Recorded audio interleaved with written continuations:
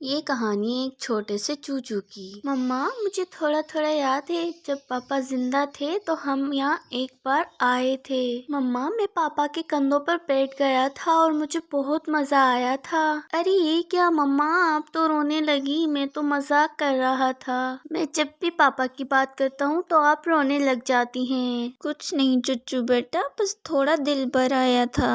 चलो मैं बिठा लेती हूँ आपको अपने कंधों पर। मम्मा, सच बताऊँ एक बात? बताएं बताएं मेरी जान। मुझे तो पापा के कंधों पर ही बैठने पर मजा आता था। पापा तो मुझसे खेला भी करते थे। वो दोनों माँ बेटा बैठे ऐसे बातें कर रहे थे। चूचू का पापा अब इस दुनिया में नहीं था क्योंकि वो पिछली बारिश में मर गया था। उसकी पूरी जिंदगी उसका बेटा चूचू था।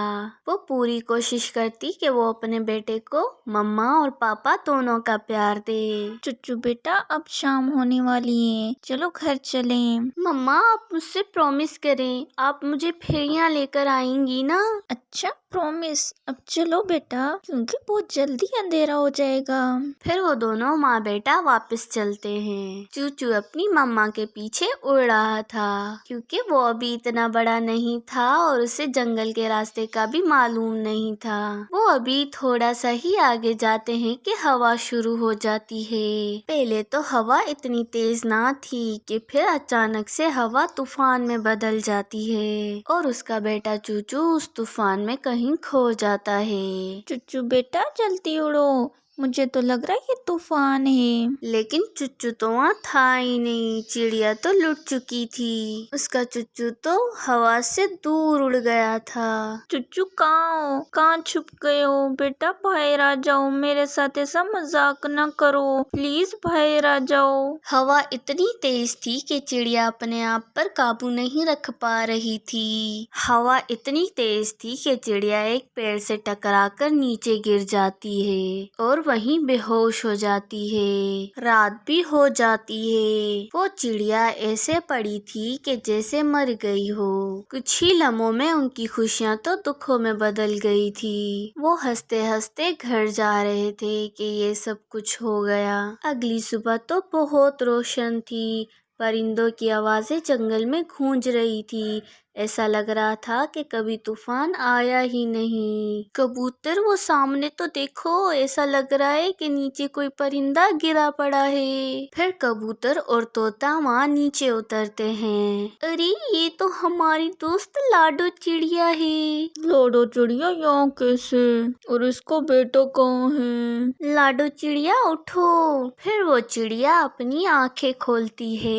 मेरा बेटा कहीं तेज हवा में खो गया है, मेरा बेटा खो गया है। तोते और कबूतर, मेरा बेटा न जाने कहाँ चला गया है।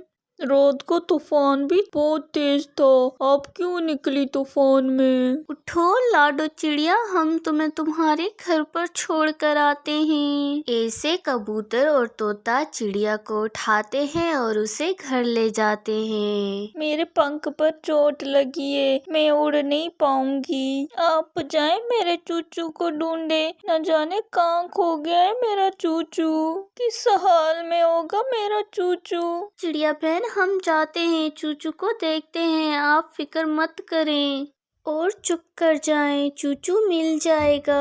हवा बहुत तेज थी इसलिए चूचू किसी दरख्त पर गिर गया होगा। ऐसा कहते हुए कबूतर और तोता वहाँ से चले जाते हैं। मुझे तो नहीं लगता कबूतर कि चिड़िया का बेटा चूचू अब तक जिंदा होगा। ऐसे तूफान में कोई परिंदा उड़े तो वो कब बचता है? वो माँ है ना, इसलिए मान नहीं रही। उसे तो पता ही होगा कि उसका बेटा कहाँ जिंदा होगा।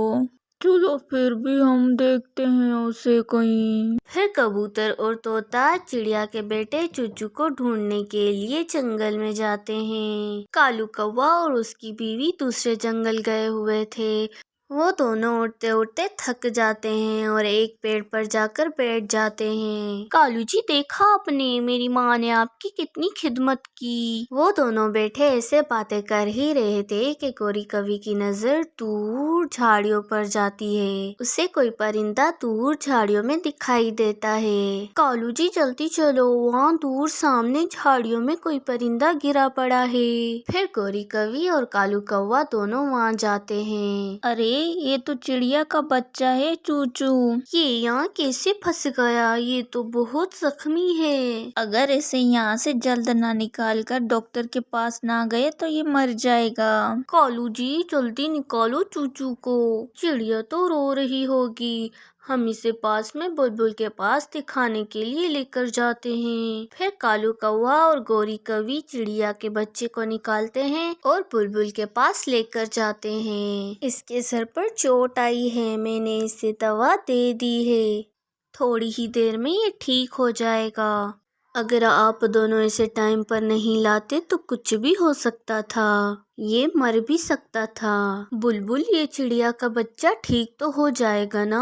ये बस थोड़ी ही देर में ठीक हो जाएगा। फिर कबूतर और तोता भी उड़ते उड़ते उस झाड़ियों में आ जाते हैं। फिर तोते की नजर चूचू के टूटे हुए पंख पर जाती है। फिर वो दोनों वहाँ पर आते हैं। कबूतर, यार ये तो चूचू के पंख हैं। अब हमारी खोज खत्म हुई और चिड़िया की उम्मीद भी। कोई जालिम चूचू को खा गया होगा जब वो जख्मी होकर यहाँ गिरा होगा। कबूतर, यार ये पंख साथ ले लो, चिड़िया को जाकर दिखाते हैं कि उसका बेटा अब इस दुनिया में नहीं रहा।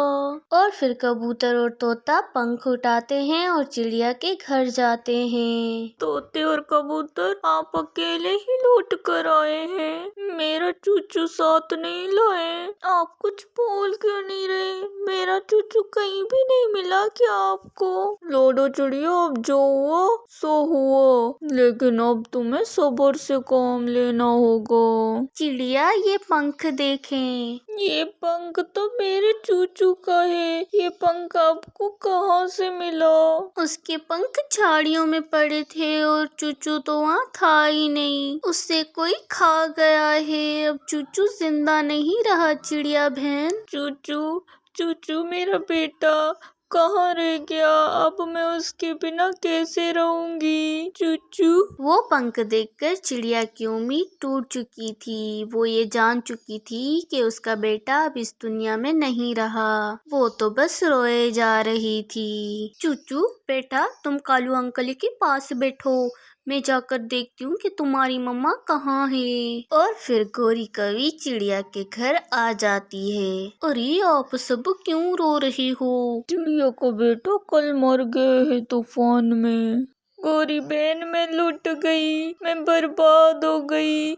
ये देखे, कबूतर और तोते को मेरे चूचू का पंख मिला है। चिड़िया बहन, क्यों ना आज हलवा बनाकर खाएं? आपके हाथ का हलवा तो बहुत अच्छा होता है। गौरी कवि, शर्म करो, ये नहीं है वक्त ऐसी बातों को। कबूतर, आज मैं तुमसे लड़ाई नहीं करूंगी, आज तो मैं बस हलवा ही खाऊंगी। मेरा बेटा मर गया और तुम हलवा खाने की बात कर रही हो? कालू जी, अंदर आ जाएं। फिर कालू कौवा चूचू को लेकर अंदर आता है, जिसे देखकर चिड़िया को ये यकीन नहीं हो रहा था कि उसका बेटा चूचू जिंदा है। चूचू मेरे बेटे, तुम कहाँ थे? मेरे बेटे तुम ठीक हो? फिर चिड़िया अपने बेटे चूचू को गले से लगा लेती है। मम्मा, अब मैं बिल्कुल ठीक हूँ। गौरी कवि और कालू अंकल मुझे झाड़ियों से निकाल कर बुलबुल आंटी के पास ले गए थे। फिर उन्होंने मुझे दवा दी और मैं ठीक हो गया। चिड़िया बहन, आज तो मेरे लिए हलवा बनता है ना? और मेरे लिए भी, मैं भी खाऊंगा हलवा। गौरी बहन, मेरे पास अल्फाज नहीं है, मैं आपका कैसे शुक्रिया अदा करूं? पहले हमें हलवा खिलाएं और फिर शुक्रिया अदा करें। ऐसे ही वो सब बहुत खुश थे और शाम को हलवा बनाकर खाते हैं। अगर ये कहानी आपको अच्छी लगी तो हमारे चैनल को सब्सक्राइब कीजिए और कमेंट में राय देना बिल्कुल भी ना भूलिएगा।